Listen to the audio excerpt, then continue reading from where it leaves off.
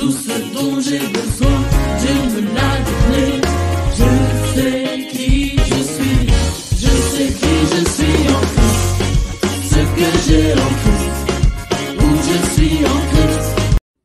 Bonjour, j'ai reçu ce défi de raconter mon histoire avec Jésus en 2 minutes. C'est parti. Eh bien, pour moi, ça a commencé à travers les Écritures, et notamment les Évangiles. Moi qui avais horreur de lire, quand j'étais adolescent, je me plongeais dans les Évangiles, les lettres de Saint Paul. J'y croyais pas, hein.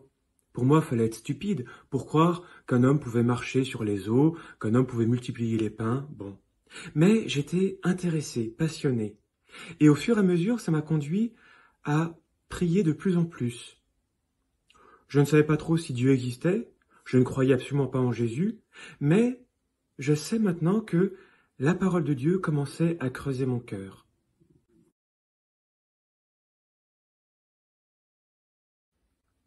Eh bien, pour répondre à l'appel du Seigneur, tout d'abord, j'ai préparé ma première communion, que j'ai faite à 20 ans, ma confirmation à 21 ans.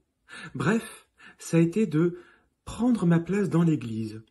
Parce que, pour moi, découvrir le Christ est indissociable de découvrir l'Église. Et c'est par l'Église, dans l'Église, que j'ai réussi non seulement à découvrir qui était Jésus réellement, mais aussi quel était son appel pour moi.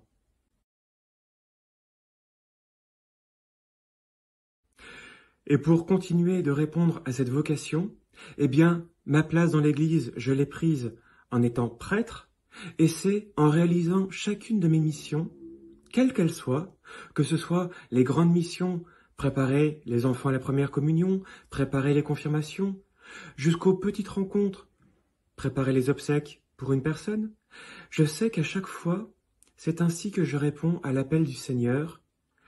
Pourquoi ? Pour mon plus grand bonheur. S'il y a bien une chose qui m'a permis d'avancer et de tenir malgré les difficultés, c'est de savoir que Dieu nous appelle toujours pour notre plus grand bonheur. Alors, écoutez-le et engagez-vous.